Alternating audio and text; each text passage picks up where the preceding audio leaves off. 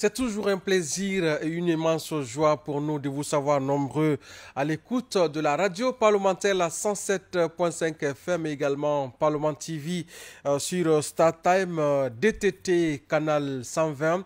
Nous n'allons pas déroger à la règle. Aujourd'hui, nous allons penser à tous nos concitoyens qui nous suivent du côté de Tamita, Tunifili et Mankuntan sur le littoral, précisément dans la préfecture de Bofa.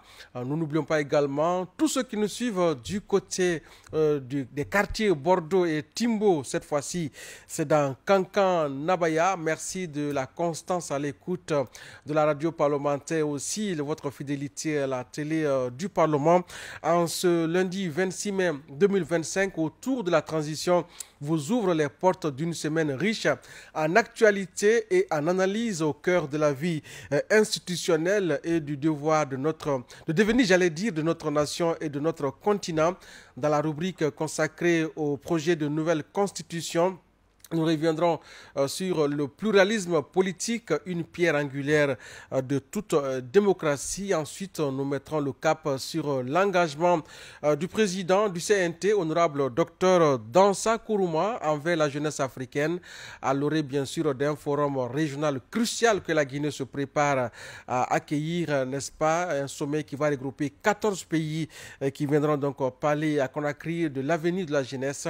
L'anniversaire de l'Union africaine sera également à l'honneur dans cette émission. Ce 62e anniversaire, vous le savez, est un moment opportun pour célébrer les avancées, reconnaître les défis persistants et renouveler également l'engagement vers une Union africaine plus forte, plus unie et capable de répondre aux aspirations légitimes des Africains. La route est encore longue, mais le potentiel reste immense. On en parle dans ce premier numéro de la semaine et nous aurons le plaisir dans la seconde partie de cette émission de recevoir l'invité du jour, M. Aimé Stéphane Mansaré, directeur général du Centre d'études de recherche et de formation parlementaire, CERFOP. Avec lui, nous reviendrons sur les enseignements précieux de l'atelier de Dakar dédié à l'amélioration du travail parlementaire en Afrique francophone, un atelier auquel notre invité du jour a pris part au compte du Parlement de la Guinée. Voilà donc le menu de ce premier numéro de votre émission autour de la transition, et pour en débattre, l'équipe de votre émission autour de la transition est mobilisée.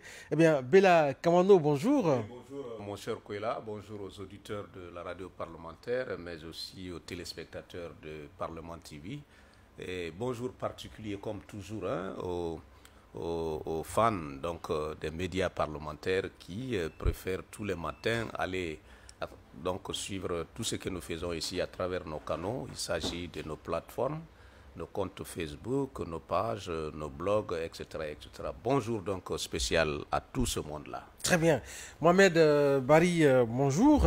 Bonjour Boubacar Koïla, bonjour à ces millions d'auditeurs de la radio parlementaire, mais aussi nos aimables téléspectateurs sur la télévision parlementaire et les autres également qui nous suivent sur nos différents canaux. C'est un plaisir pour nous de les retrouver et de les servir dans cette émission avec la même détermination. Très bien. Alors, Mohamed Bari, je reste avec vous pour parler de ce week-end. Un week-end, en tout cas, assez doré pour Kylian Mbappé. Nous allons parler de sport ce matin. En entrée en matière, naturellement, Kylian Mbappé qui est en bonne posture pour, n'est-ce pas, porter les souliers d'or avec une première saison bien réussie au Real de Madrid. Mais aussi, c'est un week-end plein d'émotions avec le départ de Luka Modric au sein de la Maison Blanche après 15 ans de service. Alors, il faut dire quand même que Kylian Mbappé, il est désormais sous le sommet, sous le toit de l'Europe, en ce qui concerne le classement des meilleurs buteurs, parce que après une première saison au Real de Madrid, Kylian Mbappé, il a inscrit 31 buts en 34 matchs. Donc, du coup, il devient le meilleur buteur à la fois du championnat espagnol, mais aussi des championnats européens. Donc, ce qui va lui permettre pour la première fois d'avoir son soulier d'or. C'est vrai qu'il n'a pas eu la chance de décrocher la Ligue des Champions, mais aussi d'être champion d'Espagne. Mais au plan palmarès individuel, Mbappé, quand même, s'offre une première saison qui va désormais rester dans les annales de l'histoire, parce que à la fois meilleur buteur de championnat, meilleur buteur européen, quand même, c'est pas donné à n'importe qui. parlant également de... Donc c'est une performance individuelle, et euh, aussi un lot de consolation quelque part, justement, après avoir raté la Champions League. Voilà, mais qui lui donne aussi une très bonne position dans le classement des candidats pour le futur Ballon d'Or européen. Donc il n'est pas aussi très écarté. Maintenant, ce qui a retenu... Peut-être il y a aussi Dembélé qui naturellement est un candidat sérieux pour la coupe aux grandes oreilles. Les potentiels, notamment pour le Ballon d'Or européen de la saison qui s'est écoulée, quand même, on peut citer entre autres Ousmane Dembélé, il y a aussi Lamine Yamal, il y a Rafinha du Barça, il y a Kylian Mbappé. Mais si le PSG parvenait à décrocher la coupe aux grandes oreilles, face notamment à l'Inter Milan qui est prévu pour le 31 mai, c'est possible quand même que ce soit Dembélé qui pourrait être le Ballon d'Or, parce qu'il est à la fois meilleur buteur du championnat français, il a pris la coupe de la France, mais aussi le championnat. Donc si la Champions League ajoute la Champions League avec ça, je pense que serait mieux placé pour notamment le Ballon d'Or. Maintenant, mais il y a un autre aussi, Luka Modric, qui lui déjà à la Champions League et qui a 15 ans de service au Real Madrid. Oui, l'émotion était très, très vive, notamment ce 25 mai du côté du stade notamment du Real, où le Real a pu quand même gagner pour son dernier match. Donc on a vu, ça a été un match qui a été presque couronné par les adieux du maestra, l'homme aux extérieurs du pied qu'on appelle Luka Modric. Donc qui a finalement tiré la révérence de sa carrière au son notamment du club merengue, qui va désormais se rétracter notamment dans son club formateur. Quand même, ça a été un moment d'émotion, parce que quand même Luka Modric, il faut le rappeler que quand même c'est pas moins de 5 Ligues des Champions avec le Real. Donc après avoir notamment fait 15 saisons, donc je pense en provenance de Tottenham, donc Luka Modric aura quand même rempli la part belle notamment de son contrat au niveau du club merengue. Donc on peut le souhaiter quand même bonne suite, parce que en général les artistes comme ça ne raccrochent pas. Ils peuvent raccrocher le crampon en tant que joueur, mais ils seront toujours aux abords des stades en tant qu'encadreur. Donc on espère une autre carrière notamment radieuse pour Luka Modric. Très bien. Bella Kamano, Luka Modric, il faudra rappeler finaliste de la Coupe du Monde 2018, je crois, oui, et meilleur joueur même du monde à l'époque, qui raccroche après 15 bonnes années réussies. Il a fait un carton plein, on pourrait dire, au niveau du Real, mais aussi il y a un nouveau qui vient d'occuper la place, c'est bien sûr Kylian Mbappé qui trouve sa place au sein de l'équipe du Real.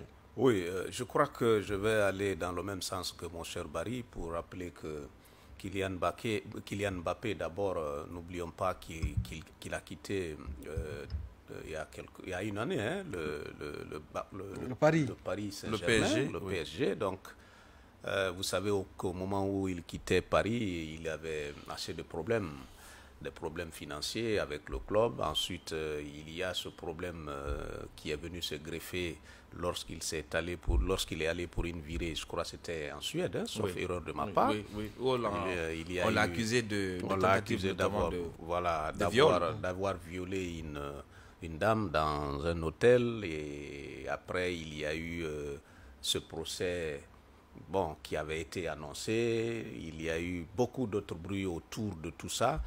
S'il n'était pas un joueur au mental très fort, on n'aurait pas pu assister aujourd'hui à ce sacre avec le soulier d'or européen qui va lui être donc attribué. Parlant donc de Luka Modric, il faut rappeler que il vient de la Croatie, un petit pays donc européen, où nous avons souvent l'habitude d'assister à la naissance des grands footballeurs. C'est le cas de Alain Davo-Suker. Tout à fait. Coupe du Monde 98.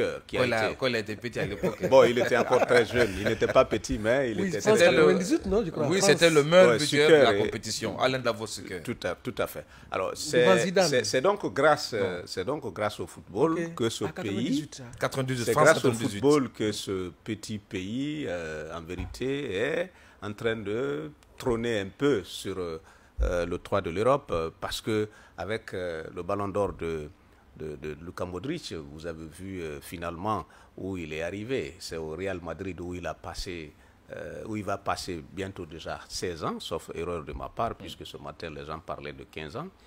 Mais il a aussi réussi, jour pour jour, à au moins comptabiliser 500 matchs, ou plus de 500 matchs, sans compter les matchs de la saison qui s'achève, 500 matchs. Hein. Donc c'est un homme qui, aujourd'hui, je crois, prend conscience de toutes ses capacités physiques et mentales, en décidant donc de raccrocher les crampons. À 40 ans, c'est pas donné à tout le monde. J'apprenais ce matin également qu'il serait peut-être sur le point de retourner au sein de son club formateur qui est le Dynamo de Zagreb. C'est toujours en Croatie, ce serait toujours bien. Et comme tu l'as dit, les footballeurs généralement, ils ne rentrent pas définitivement, hein, ils sont toujours aux abords des stades. Je crois que ça va être le cas de Luka Modric. Très bien. Alors nous revenons à présent à cette première rubrique de l'émission autour de la transition pour parler de ce maintien dans la future constitution guinéenne du pluralisme politique, Mohamed Bari. Alors la question parlant notamment, est-ce que la nouvelle constitution consacre tel également le pluralisme politique, elle a son pesant d'or, parce que tout simplement on savait que au sortir de ces consultations politiques, et notamment au niveau de l'élaboration de l'avant-projet de la Constitution, il y avait quand même ces appels pressants en ce qui concerne également l'instauration du bipartisme. Voilà. Donc du coup, finalement, le constituant consacre le multipartisme. Alors, c'est quoi le multipartisme par définition? Le multipartisme, c'est un système d'organisation politique qui reconnaît et accepte l'existence de plusieurs partis politiques et la diversité des opinions. Donc, mais il est précisé que tout parti politique doit être implanté d'abord sur toute l'étendue du territoire national. Il ne peut s'identifier à une ethnie, une région, une religion ou à une quelconque communauté. Maintenant, pour les commentaires, je le rappelais tantôt quand même qu'il y avait ces appels par rapport également à ce bipartisme, parce que certains étaient lassés de ces partis en Guinée, parce que ici, le constituant a parlé que le parti ne doit d'abord être représenté sur toute cette internationale, ce qui n'est pas forcément le cas pour certains partis en Guinée, avant l'évaluation notamment du ministère de l'administration des territoires. Donc du coup, le constituant quand même a fait cette précision pour dire que le bipartisme ne s'impose pas, mais plutôt il se construit progressivement à travers les rapports entre les forces politiques articulées à travers également un système électoral majoritaire dans le respect des règles et des conditions fixées par la loi, et il réaffirme également le caractère national des partis politiques. Alors le commentaire, c'est qu'il faut dire que c'est vrai qu'il y avait cet invite des populations par rapport également à l'instauration du bipartisme à l'image de d'autres pays en Afrique, parce qu'on estimait que la multiplicité des partis politiques nous conduisait à une certaine division, à une certaine tension sociale, mais avec la culture démocratique de la Guinée, voir que, parce que quand même la question du multipartisme est venue avant, c'est qu'avec la première constitution qu'on a connue, qu'on appelait la loi fondamentale, donc dire qu'en 2025, que le constituant va revenir sur cette décision-là, ça allait prêter à confusion. La loi fondamentale n'est pas la première constitution. Je crois que c'est la constitution qui est venue après Sékou Touré. Effectivement. Justement, c'est là où on a... Justement, mais quand même, la consacration du multipartisme est venue avec notamment le régime de Sémérène de Lansana Conté, parce qu'on sait qu'au temps de Sékou Touré, c'était le parti unique, le parti d'État. Donc du coup, cette fois-ci, on n'a pas voulu accéder à cette demande de la population, même s'il était pressante au regard notamment de certains enjeux politiques, mais plutôt, malgré le multipartisme, il faut respecter des critères en termes notamment de représentation, mais que le parti ne soit pas taillé sur mesure par rapport à une région, par rapport à une ethnie, et également à une communauté. Mais l'autre chose, avec l'encadrement des partis politiques, ça va nous conduire tout bénéf vers également à cette confirmation de ce que les populations veulent, parce qu'on a vu l'évaluation des partis politiques, on a fait d'abord une première décantation, et je pense que les élections futures, avec un certain nombre de conditions, il y aura forcément des partis... Une décantation qui va s'opérer automatiquement. Qui vont s'accorder pour notamment aboutir à leur ambition politique. Très bien. Alors, Bella Kamano, Barry l'a dit, le pluralisme politique est consacré par le projet de nouvelle constitution, alors que sous d'autres cieux, on procède à la dissolution pure et simple de la classe politique. Alors, la Guinée a opté donc pour le maintien de ce pluralisme politique, mais avec des conditions, les principes donc d'alternance, d'inclusion, de représentativité, et de présence sur l'ensemble du territoire. Donc, assez des conditions assez, on va dire, corsées pour naturellement encadrer ce landerneau politique en Guinée. Oui, il le fallait puisque au moment où le CNRD arrivait au pouvoir, la classe politique guinéenne n'était pas très bien vue par les populations. Et je crois que lors des consultations, les populations en ont profité pour exprimer clairement leur ras-le-bol et les difficultés auxquelles ces populations étaient confrontées, des difficultés émanant du comportement de certains acteurs politiques, de certains partis politiques, donc du monde politique. Cela a été, je crois, pris en compte par la nouvelle constitution. C'est pourquoi, dans les dispositions de cette nouvelle constitution, vous constaterez que des dispositions qui étaient hier dans la loi organique portant charte des partis politiques ont été ramenées dans les dispositions de cette nouvelle constitution, même si par ailleurs certains acteurs politiques auraient souhaité que ces dispositions restent dans la charte des partis politiques. Mais il est important quand même que la constitution rappelle aux partis politiques que le parti politique doit être implanté sur l'ensemble du territoire. Et rappeler le pluralisme, à mon avis, c'est ramener encore les dispositions qui étaient déjà dans les constitutions antérieures. Je rappelle aussi que il y a bel et bien eu des constitutions sous Sékou Touré, il y a eu le multipartisme, sauf que à la naissance du multipartisme, il y a eu ce que nous avons appelé à l'époque l'érection des organisations régionales, des organisations communautaires oui, en partis politiques. Oui, effectivement. Et cela est parti du fait que lorsque le premier gouverneur, ça c'était vers les années 1947, pour ceux qui ont lu un peu sous la colonisation. Sous la colonisation, lorsque le gouverneur à l'époque qui était basé à Dakar avait fait un tour ici, il a demandé, lorsqu'il a rencontré ces organisations, il leur a demandé de se formaliser, puisqu'il y avait des organisations qui défendaient, mais les intérêts étaient purement fractaires. C'était des intérêts fractaires. Alors il fallait les organiser pour leur dire, voilà, si vous voulez évoluer dans un cadre plus organisé, plus structuré, faites en sorte que vos organisations-là deviennent des structures avec des statuts, avec un règlement intérieur. Et c'est de là qu'est partie la naissance des partis politiques auxquels nous avons assisté, le PDG-RDA, le parti BAC, le parti socialiste, etc., l'Amilcar Cabral, etc., etc. Ce sont... Oui. C'est un peu l'histoire de... Oui, mais Bali aussi voulait préciser juste que c'est en 90 c'est vrai, c'est vrai. Non, je veux rappeler intégral, que lorsque le PDG maintenant a été finalement a été au pouvoir, le PDG s'est battu pour que les autres partis disparaissent. Et c'est là où c'est intéressant, puisque le pluralisme, en quelque sorte, c'est la coexistence entre... C'est la coexistence des opinions, c'est la coexistence des partis politiques, sans que l'un ne domine l'autre.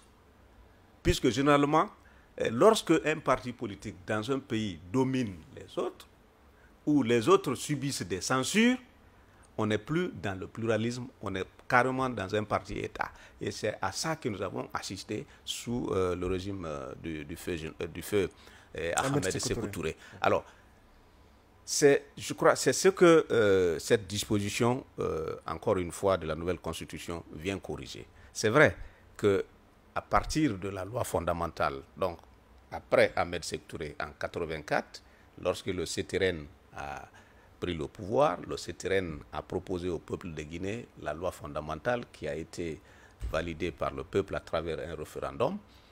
Dans la loi fondamentale, effectivement, il avait été prévu le pluralisme politique. Mais ça avait tardé à être mis en place. Il a fallu que des acteurs majeurs, des acteurs politiques majeurs se lèvent pour poussé finalement le CTRN à accepter la mise en place du pluralisme politique, parmi lesquels vous en connaissez suffisamment. Il y a Alpha Condé, il y a Bamamadou, il y a Jean-Marie Doré, il y a Siraju Diallo, il y a eu à l'époque le professeur So, il y a eu beaucoup d'autres acteurs, des doyens que nous avons eu la chance de côtoyer un peu, mais quand nous étions encore des journalistes. Donc, en un mot, ce qu'il faut retenir, c'est que la future constitution maintient le pluralisme politique en Guinée. Maintient le pluralisme politique en Guinée. Avec des règles appropriées. Avec un encadrement, et cette fois-ci, avec une autre touche plus innovatrice. Il s'agit de la candidature indépendante, puisqu'elle vient se greffer au pluralisme.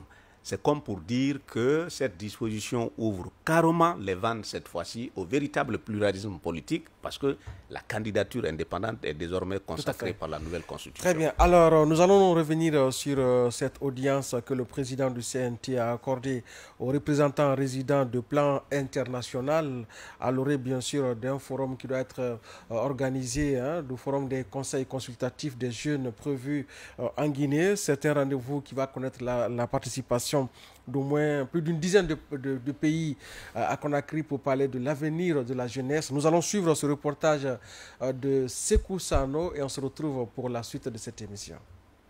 Ce forum régional constitue un espace d'échange et de réflexion entre les jeunes leaders des 15 pays de l'Afrique de l'Ouest et du Centre. Il vise à mettre en lumière les opportunités dans ces pays et à favoriser le partage d'expériences dans le but de bâtir une vision collective pour un développement durable et équitable. Le directeur pays des plans international Guinée a saisi l'opportunité pour souligner les raisons qui ont motivé le choix de la Guinée comme pays hôte. Il y a beaucoup de réalisations en Guinée.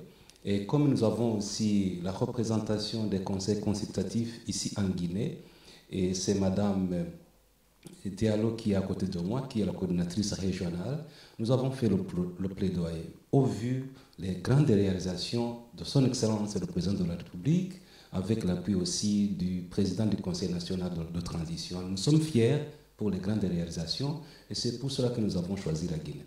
Le président du CNT, Dr Dansa Kourouma, a de son côté manifesté sa joie pour le choix porté sur la Guinée. Il a réaffirmé la disponibilité du CNT à accompagner cette initiative à cause de son importance pour la jeunesse africaine.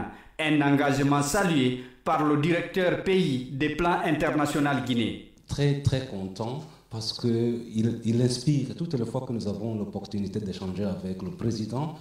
Il nous inspire et aussi nous voulons qu'il soit aussi auprès de nous pendant le forum. Nous sommes fiers d'abriter ce forum et nous voulons que les jeunes de la Guinée puissent se mobiliser. La rencontre s'est achevée dans une atmosphère chaleureuse et conviviale.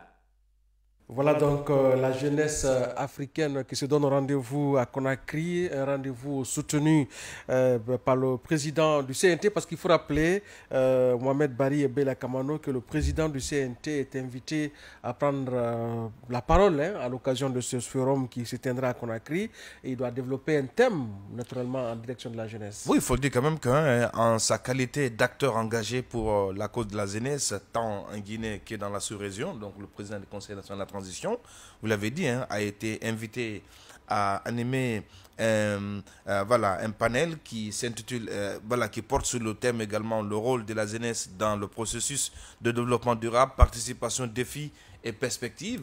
Donc, une initiative que le président du Conseil national de la transition a estimée porteuse d'espoir parce que, selon Dr Dansa Kourouma, ça vise à offrir également un espace d'expression, de réflexion et pourquoi pas également de valorisation de la jeunesse guinéenne. Donc, mais aussi pour lui, c'est une opportunité précieuse également de renforcer les liens entre les jeunes et les institutions en favorisant un dialogue sincère, mais aussi permettre également à ces jeunes-là de jouer pleinement les rôles, notamment de représentativité, de contribution à la construction nationale. Donc quand même c'est quelque chose qui est très important pour un pays en transition quand on a quand même les honneurs de recevoir une telle activité à cette dimension sur-régionale. C'est quelque chose qui est très important pour la Guinée et on le sait bien.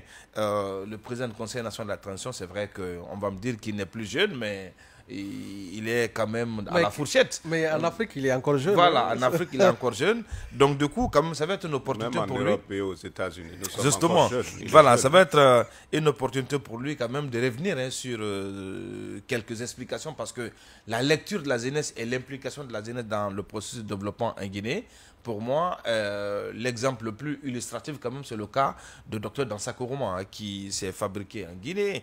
Il a fait ses études en Guinée. Il s'est constitué du bas de l'échelle jusqu'en étant président du Conseil national et même jusqu'à aller être également président du Parlement. Tout s'est construit en Guinée, donc je pense qu'il n'y a pas plus bel exemple pour également passer ces messages à cette jeunesse africaine aujourd'hui qui est tentée parfois d'aller s'offrir à la mer pour notamment penser que l'Eldorado se trouvera ailleurs, alors que c'est possible de se construire en Afrique. Donc je pense qu'ils ne se sont pas trompés de porte parce qu'aujourd'hui, la question de la jeunesse est au cœur des préoccupations du Conseil national de la transition. Vous allez voir notamment dans beaucoup d'autres chapitres du Conseil national de la transition, la question de la jeunesse est prise en compte. Donc voir une telle référence comme Dr Dansa Kourouma face à ces jeunes-là, je pense que ça ne peut que donner un espoir d'un forum qui va quand même être assujetti à de bons résultats parce que tout simplement les thèmes qui seront animés et surtout les animateurs de ces thèmes-là comme le président du CNT, je pense que ça fait augure à une très bonne occasion pour la jeunesse guinéenne et pourquoi pas la jeunesse ouest-africaine quand même d'avoir beaucoup plus de notions sur les responsabilités mais aussi du processus d'implication des jeunes dans le développement sur-régional. Très bien. Bella Kamano, 15 pays africains qui se donnent rendez-vous à Conakry pour parler de la jeunesse.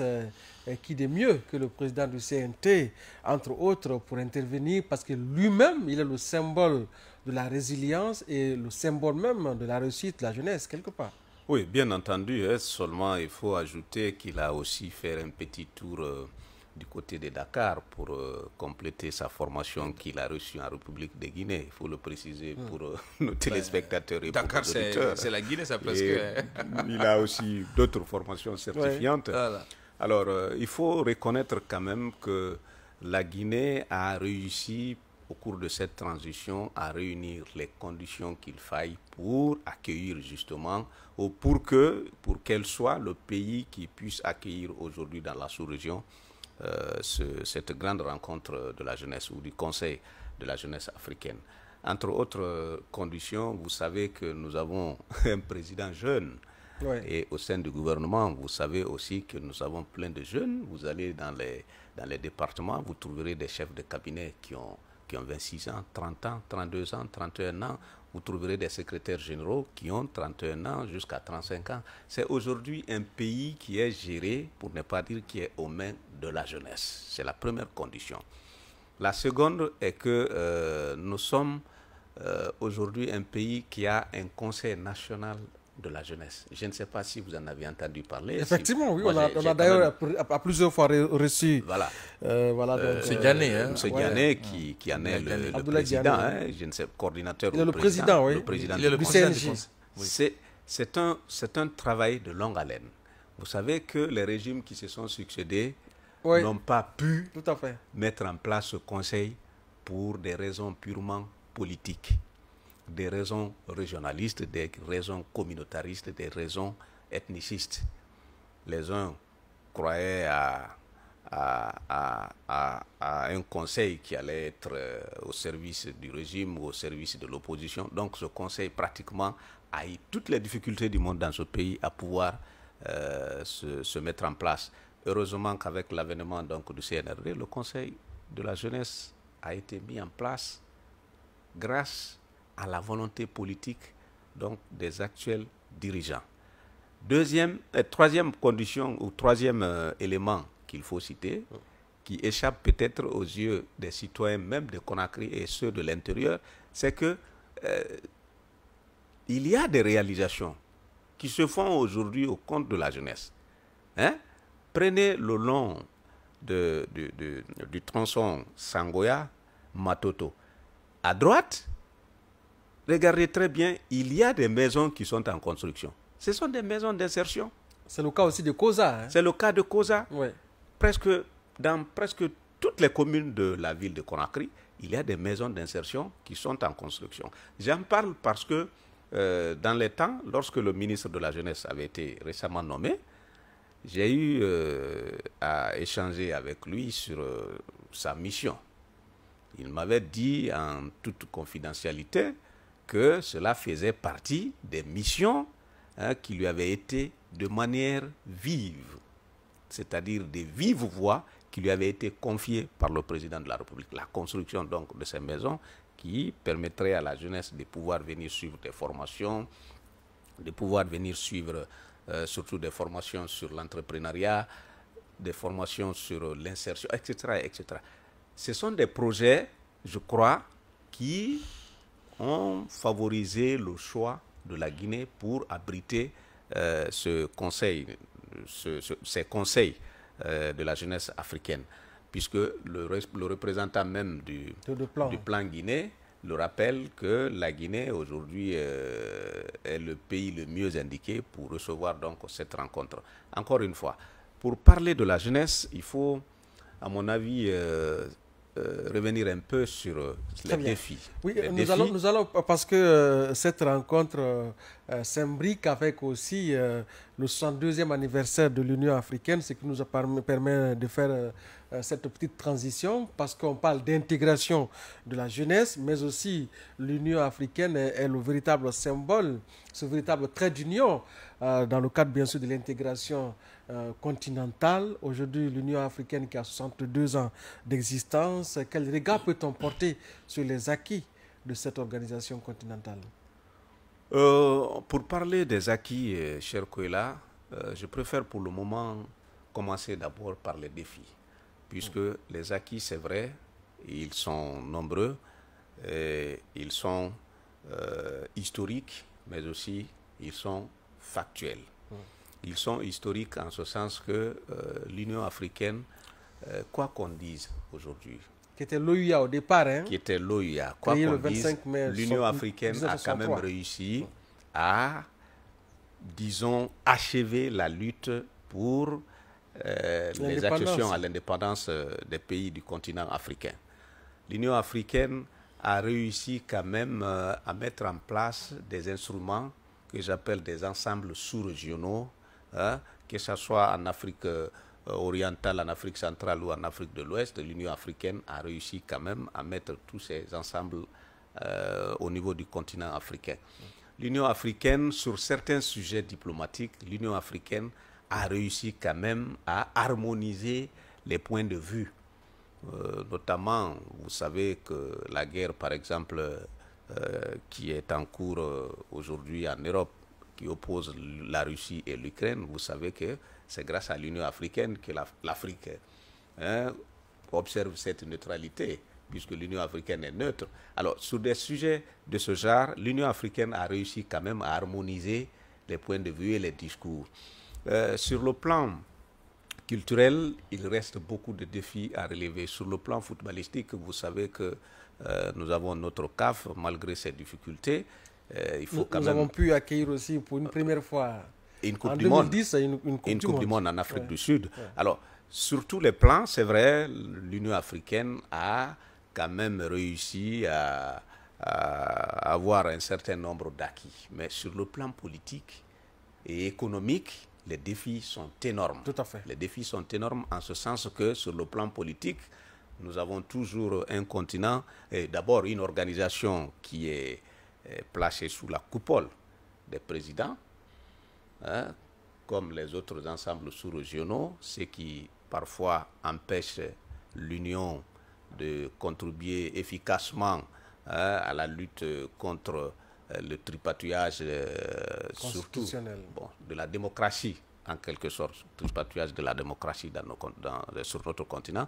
Mais aussi sur le plan économique, l'Union africaine ne parvient pas à permettre aux pays africains de sortir carrément de cette dépendance, dépendance économique. Avec une économie assez extravertie. À ce niveau, Bella Kamano, il y a eu la mise en place de la ZLECAf, la zone de libre-échange économique continentale, qui malheureusement a du mal à trouver son ancrage. Oui. Et pourtant, c'est un puissant instrument aujourd'hui qui pourrait donner une certaine souveraineté économique au continent. Oui, c'est la même chose qu'au niveau sous-régional. Vous avez par exemple une CEDEAO qui, à travers les protocoles additionnels, autorise aux citoyens de circuler librement à travers les pays qui composent l'espace CEDEAO. Mais malheureusement, vous savez qu'il peut arriver des fois que des États, de manière unilatérale, prennent des décisions d'interdire cette circulation suite à des petits événements ou à des malentendus ou des influences politiques qui freinent l'intégration économique. La ZLECAf, il faut d'abord chercher, à mon avis, à faire comprendre à certains pays, même si les races, à travers donc la couleur de peau, nous différencient, il faut chercher à faire comprendre à certains pays que l'Afrique reste l'Afrique. Même si vous avez un certain niveau de développement plus élevé que les autres, vous ne devez pas croire être au-dessus de ces pays lorsque vous appartenez à une organisation qui vous met sur le même pied d'égalité. Je vais parler par exemple des pays maghrébins. C'est vrai qu'ils ont un niveau de développement meilleur que ceux situés au sud de Sahara, et c'est pourquoi vous constaterez quotidiennement des oranges, des bananes qui nous viennent du Maroc, qui nous viennent de l'Égypte, qui nous viennent donc de ces pays-là. Mais sur le plan social, sur le plan humain, malheureusement, les ressortissants qui quittent le sud du Sahara pour aller vers ces pays rencontrent d'énormes difficultés et parfois, comme d'ailleurs ce fut le cas en Tunisie, ce sont des autorités qui encouragent leur population à rejeter. Oui, à faire preuve de xénophobie. À faire preuve de xénophobie. Alors, lorsque vous voulez bâtir une politique économique sur un fond où pratiquement il y a ce rejet à cause de la couleur de la peau, oui, il va être difficile donc, à ces pays de s'intégrer économiquement parce que l'économie, l'artisan, donc le principal artisan de cette économie, c'est l'homme. C'est l'homme. Si les hommes ne s'entendent pas, il est difficile pour que l'économie puisse s'intégrer, pour que l'économie puisse accroître. Mohamed Bari, 62 ans d'existence, 62 ans, on va dire, de processus d'intégration qui, cet anniversaire intervient dans un contexte économique mondial marqué par la guerre commerciale entre les puissances, l'Union africaine qui joue à l'observateur quelque part et qui malheureusement ne se fait pas entendre, alors qu'on a un puissant instrument d'intégration pour développer, pour densifier le commerce intra-africain, c'est la ZLECAf. Bon, je pense que ça, c'est l'instrument qu'on a, mais on n'a pas le mécanisme pour permettre à l'instrument de fonctionner. Donc, ça fait que quand vous prenez la Banque mondiale, tous les États africains, par exemple, ont leur monnaie qui est frappée du côté de la Suisse, qui impose le taux d'évaluation. Donc, du coup, d'une manière ou d'une autre, c'est vrai qu'on va dire qu'on est indépendant, mais en réalité, il y a l'indépendance économique qui ne fait pas quand même sa place pour l'instant en Afrique. Bon, je ne sais pas si j'aurai assez le temps pour revenir un peu sur les acquis rapidement parce qu'on est un peu talonné. Bon, premier acquis, quand même, il y a pour moi l'acquis, on peut parler notamment positivement, premièrement, la coordination et la collaboration entre les États, parce que depuis sa création, on se rappelle avant les pays africains. Il y a des efforts quand même donc, sur ce plan. Pour approcher les positions. Il y a aussi la question de développement durable également qui a été prise en compte par l'Union africaine, par l'élaboration également d'un agenda de développement qui s'intitule Agenda 2063. Ouais. Donc il y a aussi notamment la question de la paix et de la sécurité également qui a fait place, parce que depuis sa mise en place quand même, il y a des mécanismes pour la préservation et la résolution des conflits, ainsi que également la promotion de la bonne gouvernance, mais il y a aussi l'intégration économique également qui faisait défaut. Donc ça aussi, l'Union africaine a pu quand même œuvrer pour l'intégration économique des pays africains, notamment à travers le marché commun africain. Maintenant, les défis, rapidement, il y a premièrement les défis notamment de l'inégalité et des pauvretés, parce que malgré les progrès accomplis, quand même, l'Afrique est confrontée aujourd'hui à des défis majeurs en termes également d'inégalité et de pauvreté. Troisième défi, c'est quand même le défi de stabilité. Parce qu'on sait quand même que les pays africains, les conflits et les instabilités politiques persistent sur le continent, donc menaçant un peu la stabilité économique, notamment du continent. Il y a aussi la question le défi du développement économique, parce que l'Afrique a besoin de relancer, voilà, comme vous l'avez dit, notamment sa croissance économique et de diversifier son économie pour l'instant qui n'est pas. Dernier défi quand même, c'est la question de la lutte contre la corruption et la mauvaise gouvernance, parce que jusqu'à présent la corruption et la mauvaise gouvernance persistent, donc ils freinent un peu le développement et sapent un peu sur la confiance des institutions internationales.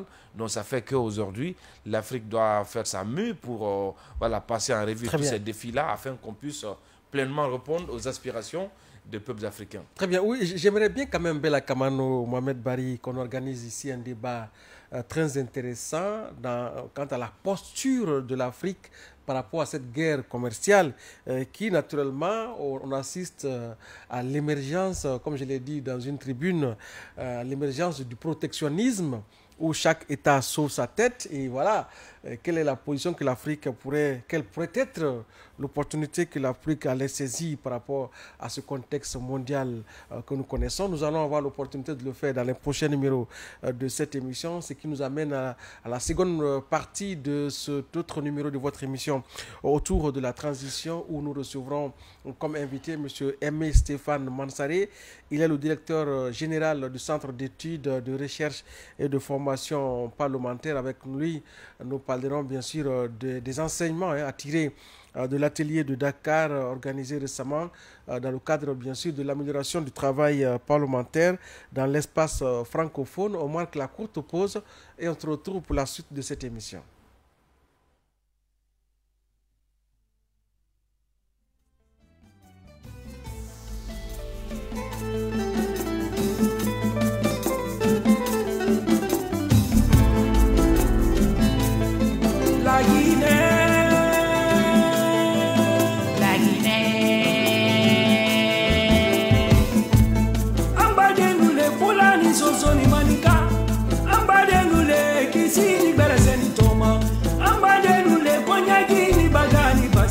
Salia kula misito lagina salia talam kambora ambale nule kula ni soso ni manika ambale nule kisi ni berese ni toma ambale nule konyagi ni bagani basari salia kula mitani lagina salia talam kambora.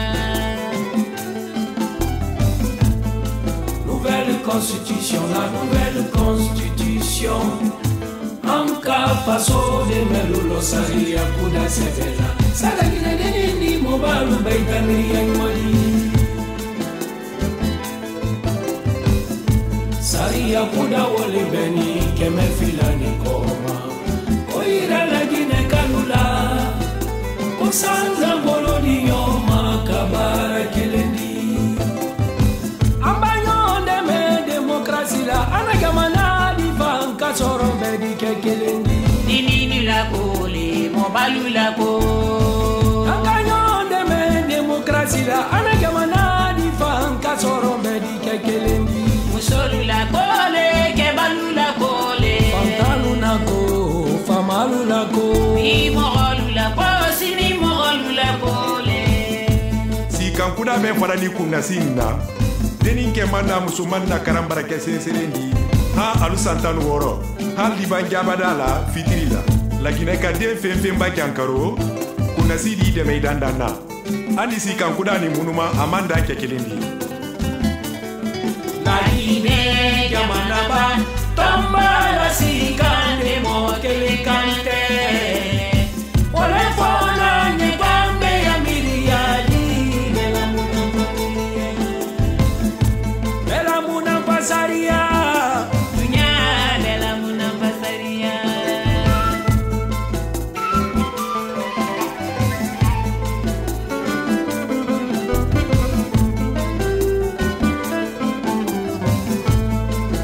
nouvelle constitution, la nouvelle constitution. ONM baby, pela Guinée gabi windu golujun. Tikai di wali na wani pai kwe maudo. Ake wonen hakile goto.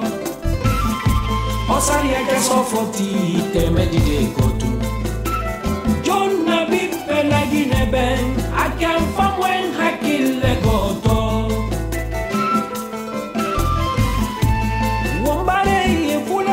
Sonu manike wombare ye kisiru beresenu toma wombare ye konyaginu baganu basari saria nene na dori la Guinée na saria nene tolonyi wibarani wombare ye fulenu sonu manike wombare ye kisiru beresenu toma wombare ye konyaginu baganu basari saria nene na dori la Guinée na saria nene tolonyi.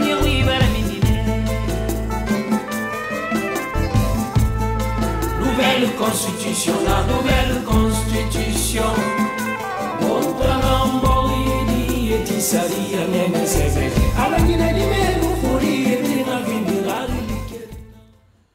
Retour sur ce plateau pour la suite de votre émission autour de la transition qui reçoit à présent dans la rubrique consacrée à l'invité du jour, M. Aimé Stéphane Mansaré, directeur général du Centre d'études de recherche et de formation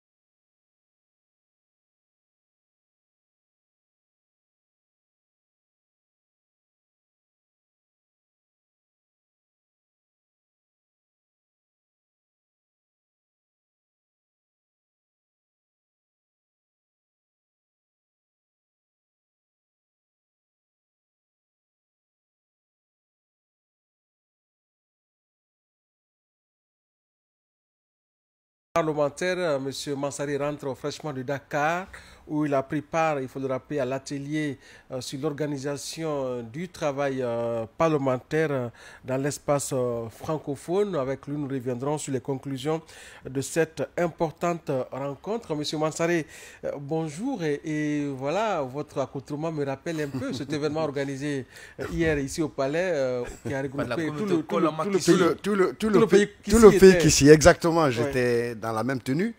Et je pense que c'était une très bonne chose pour la Guinée. Très bien. Oui. Alors, nous parlions tantôt de l'Union africaine qui a célébré hier les 62 ans de son existence. L'OUA qui est passé en 2002 à l'Union africaine. Et on a oublié de rappeler le rôle central que la Guinée a joué à travers son président, le feu camarade Ahmed Sékou Touré. Mais aussi, il faut rappeler pour les plus jeunes que le tout premier secrétaire général de l'OUA était un Guinéen, Boubacar Diallo Telli. Oui, exactement. Ouais. Exactement. Il faut dire que la Guinée a joué un rôle assez important pour d'abord les réflexions préliminaires liées à la mise en place de l'OUA en ce moment, mais aussi le côté diplomatique était très fort. La Guinée était très en avance. Et il y avait une certaine unanimité pour que le premier secrétaire général de l'OUA soit un certain Guinéen de grande valeur, Telli Diallo.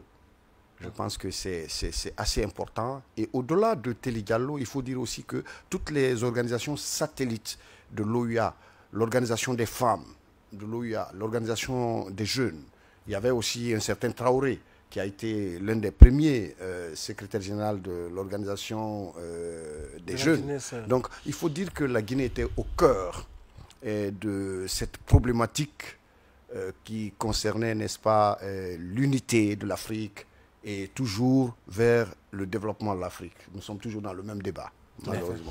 Alors, il faut rappeler quand même que vous revenez de l'atelier de Dakar sur l'organisation du travail parlementaire. Alors, monsieur le directeur, revenez-nous un peu sur cette rencontre qui s'est tenue du côté de Dakar, je le rappelais tantôt, sur l'initiative également de l'Assemblée nationale du Sénégal et de l'Assemblée parlementaire de la francophonie. Quel était en réalité également l'objectif et même le contexte, notamment de cette rencontre? Bon, encore une fois, merci. Je voudrais dire que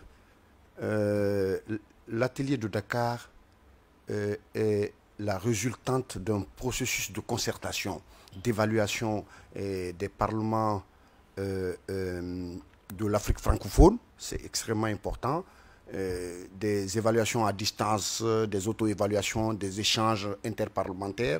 Et l'APF, l'Assemblée parlementaire de la francophonie, je crois, a saisi l'opportunité d'un atelier national qui devrait être organisé par le Parlement sénégalais et l'a ouvert à plusieurs autres pays. Et cela a donné un coup de pouce parce que ce serait un atelier du Parlement sénégalais. Mais cette fois-ci, on a consolidé la thématique.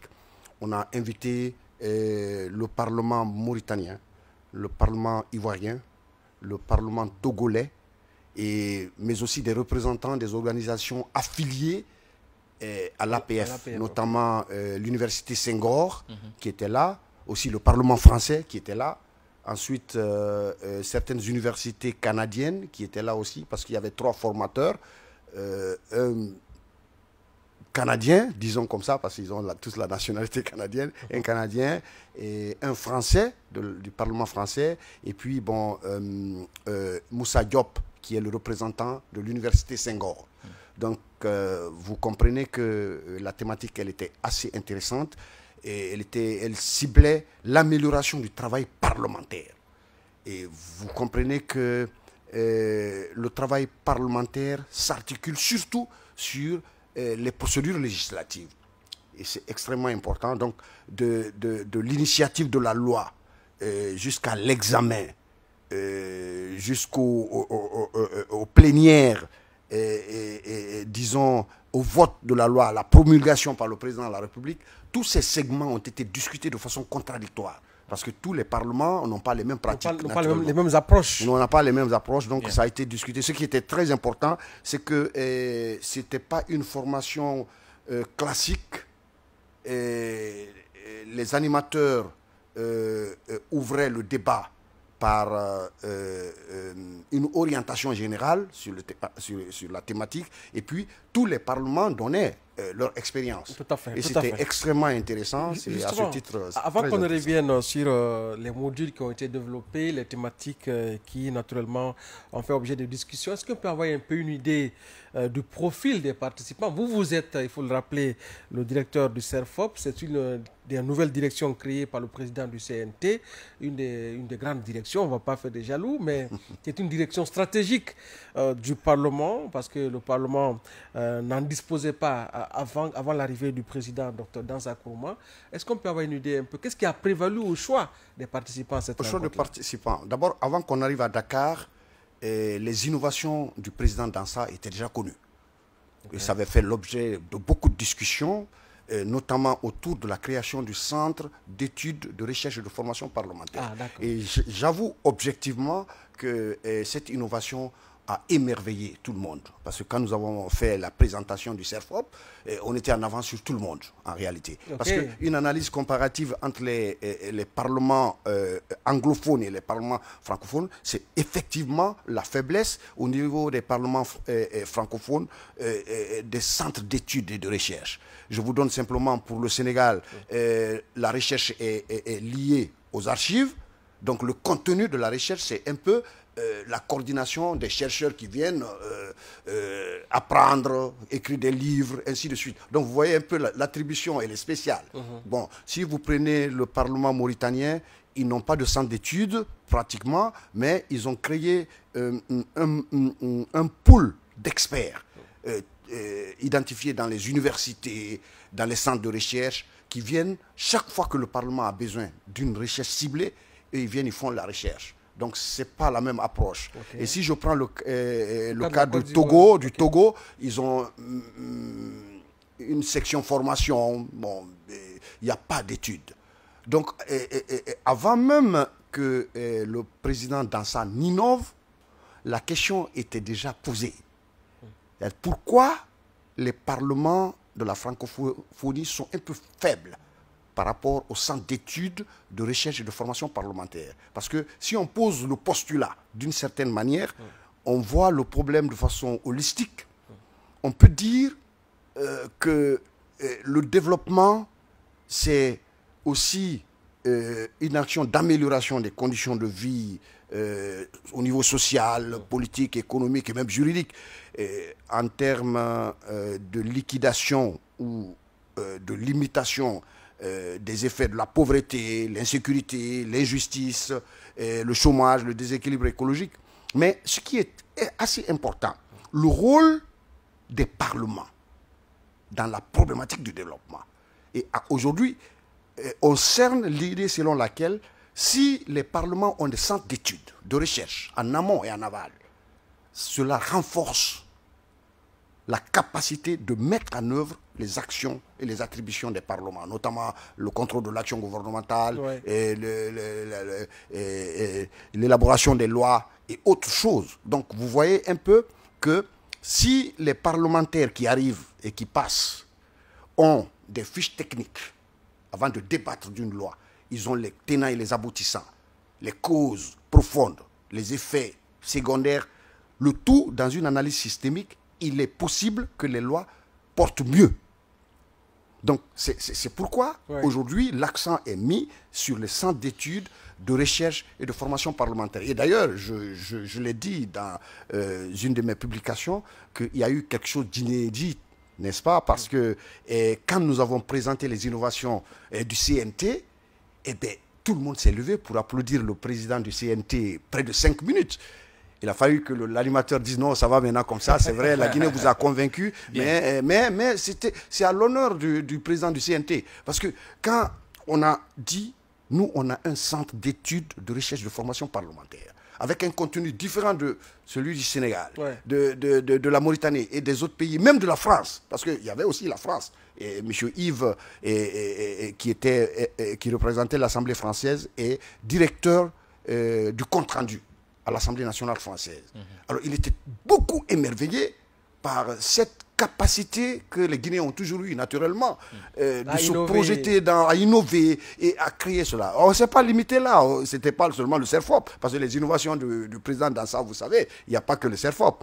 Et quand les services législatifs aussi ont commencé à intervenir, chacun a présenté les services législatifs en intégrant de façon systémique la question des affaires juridiques et de la légistique. Nous, on a dit non, nous, c'est déjà séparé.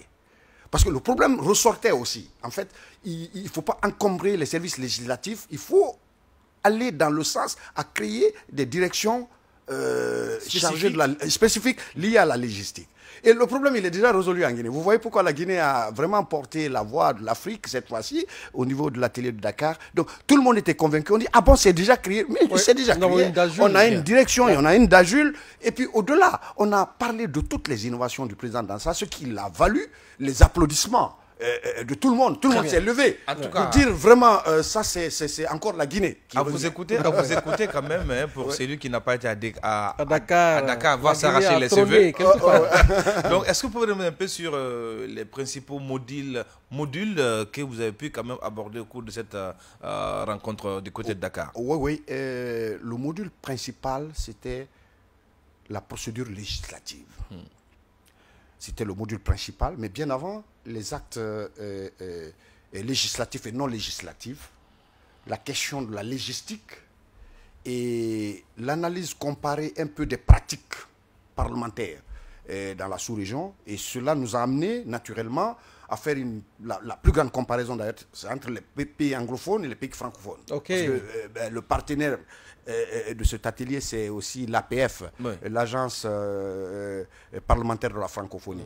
Donc, les thématiques, les actes législatifs et non législatifs, avec, comme je vous l'ai dit, une andragogie pertinente, parce que l'animateur présente les enjeux et vous laisse pour que chacun parle de ses pratiques.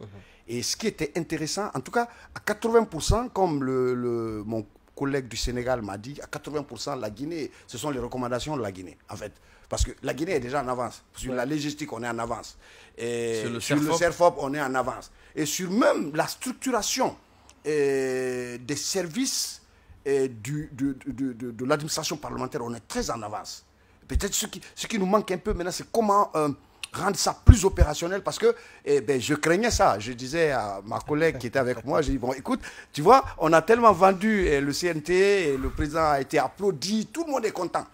Mais tellement qu'il y a la pression. Depuis que moi je suis venu, ceux du Togo me demandent, il faut maintenant m'envoyer les documents du CERFOP, parce qu'il faut qu'ils créent, eux, ils vont créer un CERFOP.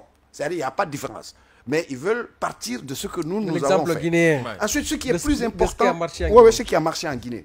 Ce qui est plus important, c'est que l'APF est décidé, cette fois-ci, à organiser un forum, peut-être ça sera en Guinée, pour voir comment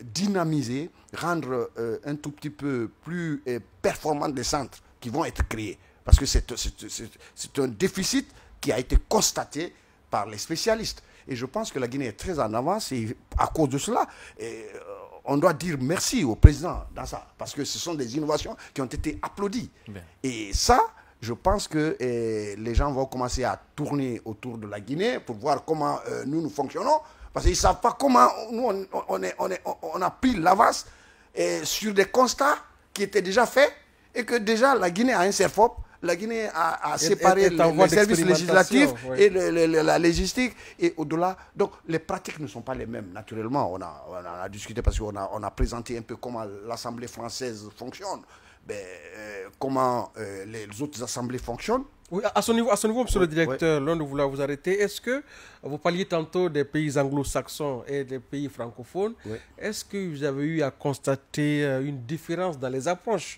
dans le cadre, bien sûr, par exemple, de la procédure législative?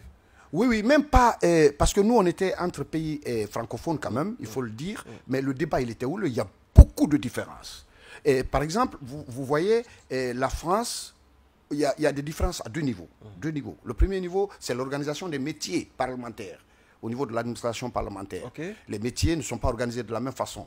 À ce niveau, vous voyez, la France a une direction du compte rendu. parce que c'est leur priorité, le compte-rendu. Mais il y a aussi qu'à l'intérieur des pratiques parlementaires, la France ne fait plus un journal de débat. Il n'y a pas de journal de débat. Et au niveau des pratiques, il n'y a plus, c'est-à-dire que leur rapport, ce n'est pas la photocopie des débats en plénière. Ce n'est pas la photocopie. Donc il y a possibilité de contracter et de modifier. Par exemple, si un parlementaire dit le voiture, la France autorise à ce qu'on corrige. Ouais. Mais ce n'est pas la pratique en Guinée.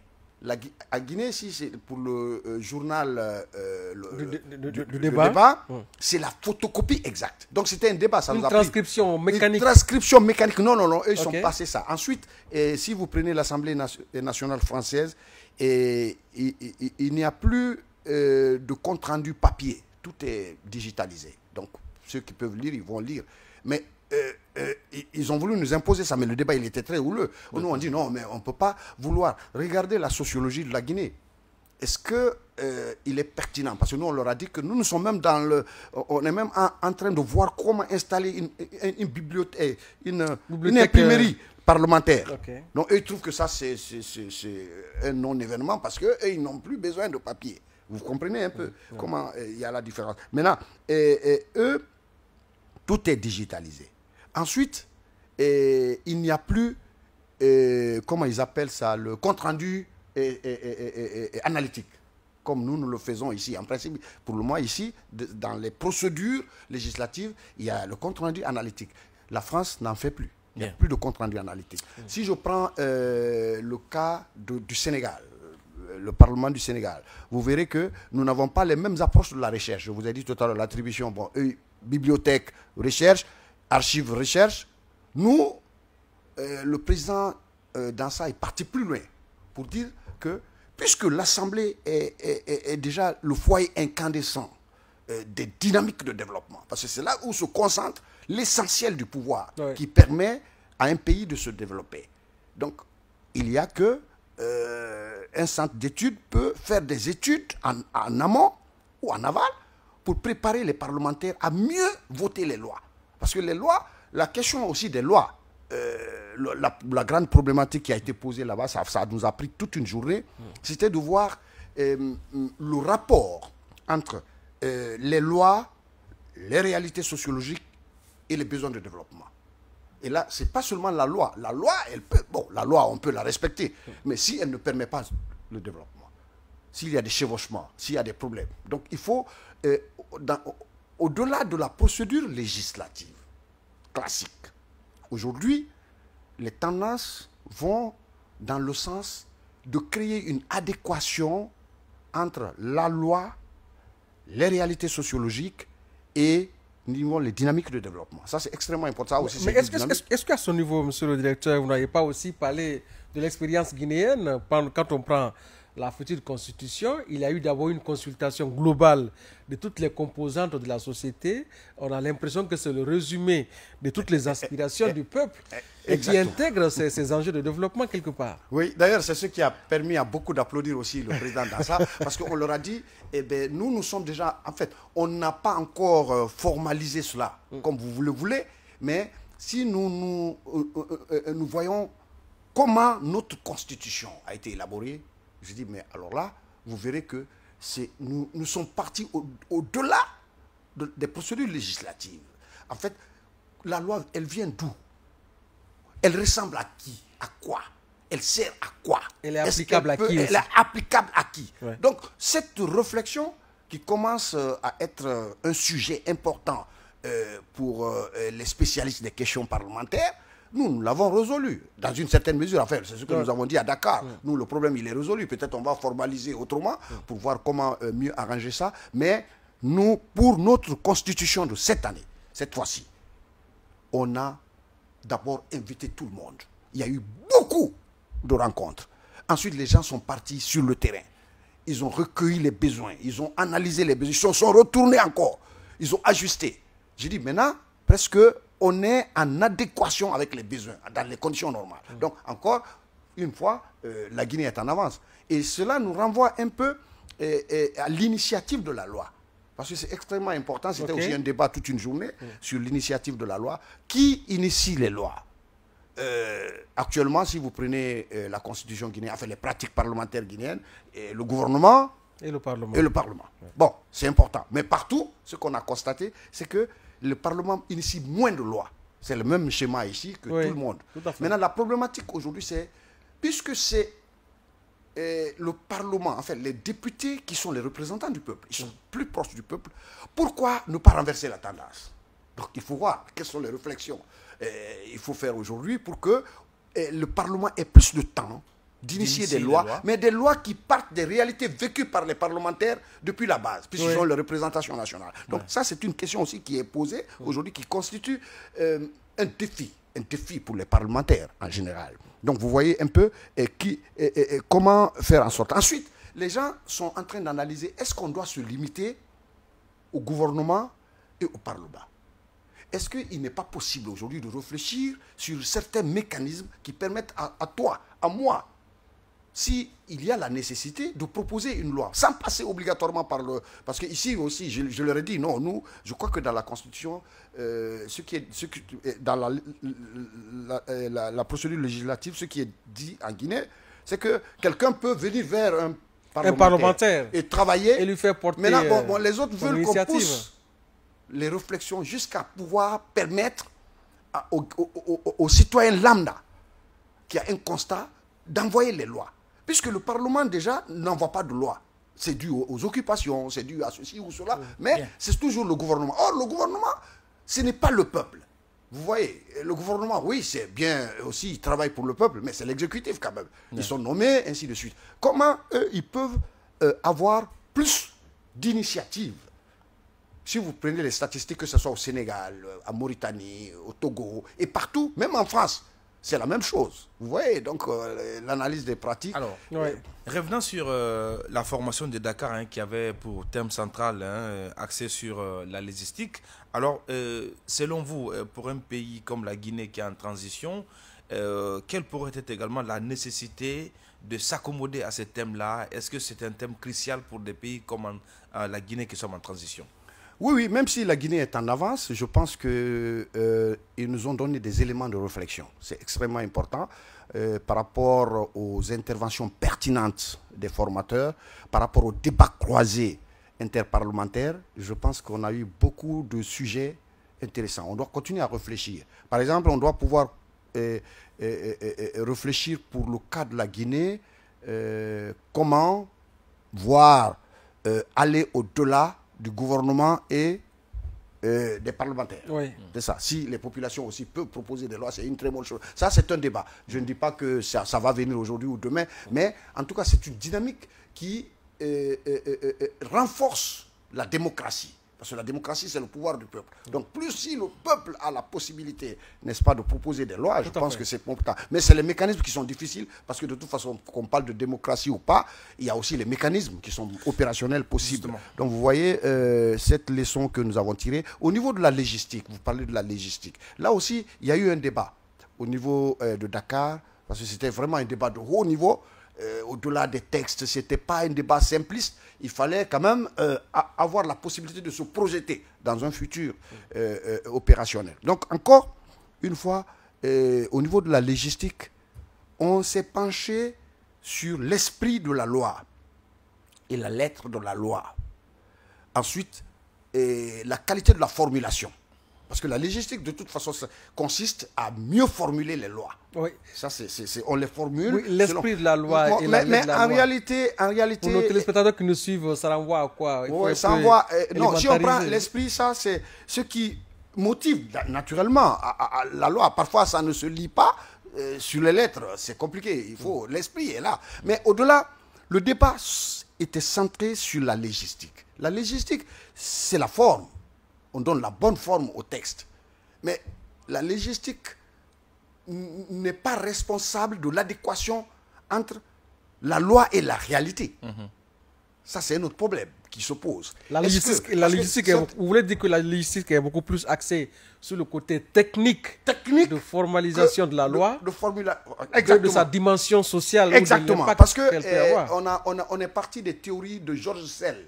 Georges Sell, c'est l'un des plus grands théoriciens qui a interrogé les lois au point de vue de l'analyse sociologique. Donc Georges Sell a dit, en principe, de façon normative, les lois doivent être sécrétées par les réalités sociales. Ouais. Ce sont les réalités sociales qui sécrètent la loi. Donc, c'est pourquoi d'ailleurs, ceux qui sont les grands évaluateurs à travers le monde qualifient aujourd'hui le Singapour comme étant le pays qui a créé cette adéquation-là. C'est-à-dire que les lois de Singapour sont en adéquation totale avec les réalités de Singapour. Donc, si nous, on est encore dans le mimétisme, on prend des lois, on les transforme un peu, mais il y a un côté qui manque, vous voyez. Et cela a des effets sur le taux d'applicabilité aussi des lois. Ça a des effets sur les dynamiques de développement. Ça retarde. Donc, il faut aujourd'hui aller au-delà de la légistique simple. Il faut aller trouver des mécanismes de réflexion, en tout cas pour nos pays, pour que nos lois soient plus proches de nos réalités. Et si nos lois sont plus proches de nos réalités, naturellement, vous comprenez, ce qui va se faire, ça va faciliter les dynamiques de développement. Mais malheureusement, vous savez, la fameuse loi contre la polygamie, c'était là, quand le président est polygame, le juge même est polygame, mais on dit quand même, on va l'interdire. Vous voyez, ça... on dirait qu'il y a une déconnexion entre la loi et la réalité. Et d'ailleurs, ça ne marche jamais, des lois comme ça. Donc aujourd'hui, la réflexion. C'est pourquoi tout le monde a applaudi le président dans ça. C'est-à-dire que quand on a présenté nos attributions en tant que centre d'études et de recherche, ça veut dire qu'on n'est pas seulement branché sur les lois. Et beaucoup de questions, et même le déterminisme juridique des parlements, les gens ont attaqué, ils ont dit de sortir du déterminisme juridique. Par exemple, au début, les gens pensent que pour travailler au CNT, il faut être juriste. Oui. Mais attends, le juriste s'occupe des lois. Mais les lois viennent d'où? C'est ça. Alors, si le juriste s'occupe des lois qui viennent de nulle part, ou alors qui ne sont pas en adéquation avec les réalités et les dynamiques de développement, dans ces conditions, le juriste travaille sur quoi? Quelle est l'importance? Donc, et certains pays, même l'article, j'ai dit qu'en Guinée aussi c'est ça. Par exemple, pour être secrétaire général au CNT, il faut avoir quoi? Il faut avoir une compétence avérée en droit. Non, il faut même pas, c'est pas une compétence. C'est-à-dire tu dois être juriste de formation. Juriste de formation. Ce qui est différent de la pratique. En fait, eux, ils ont estimé que la pratique, vous êtes des praticiens. Petit à petit, vous allez comprendre le droit. Le droit n'est pas, il ne faut pas exclure les gens. Parce que si tu analyses par exemple le rôle d'un secrétaire général ou d'un directeur, je ne sais pas, c'est d'abord un rôle managérial, de coordination des services. Et cette interdisciplinarité-là permet de renforcer la qualité des procédures législatives.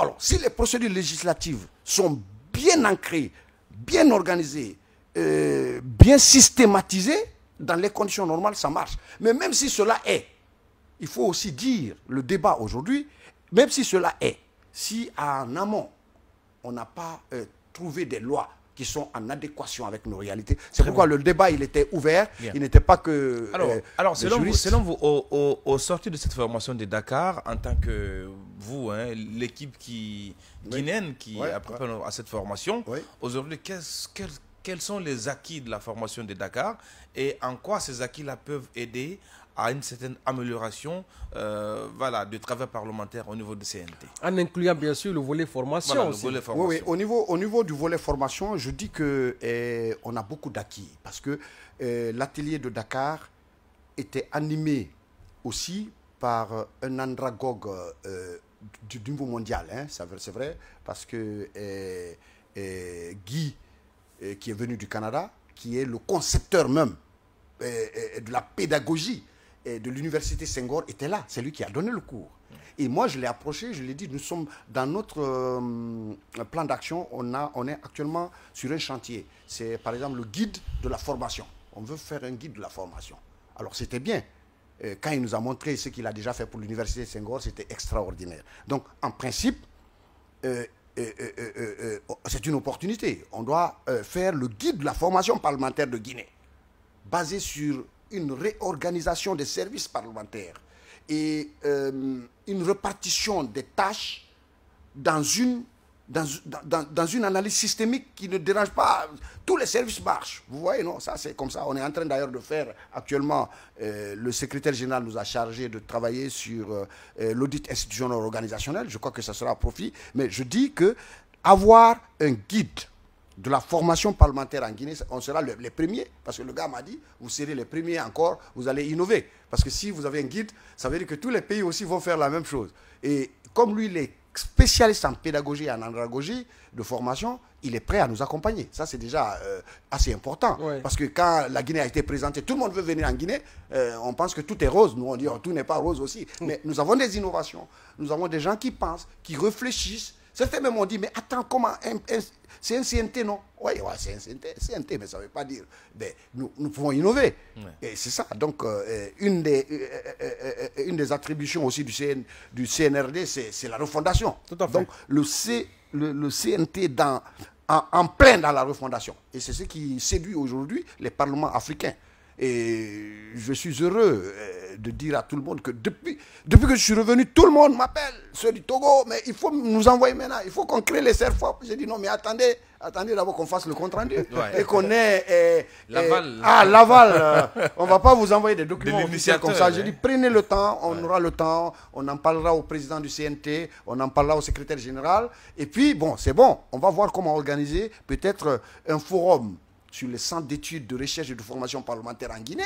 Je crois que le président l'acceptera parce que c'est à son honneur. Ouais. Et on pense que c'est lui qui est l'innovateur principal. Et j'avoue, sans démagogie, qu'il a été considéré comme le plus grand innovateur des présidents de parlement. Malgré qu'il est dans un parlement de transition. Donc il faut lui tirer chapeau. Et je crois qu'il va continuer cette dynamique en organisant peut-être pour la première fois en Guinée le forum ensuite les innovations. On va profiter pour présenter les innovations au monde entier pour que ça soit un acquis et que les parlements, imaginez les parlements normaux qui veulent s'inspirer d'un parlement de transition. Ça, c'est tout ce qu'on peut dans la vie. Donc, ça fait partie des acquis.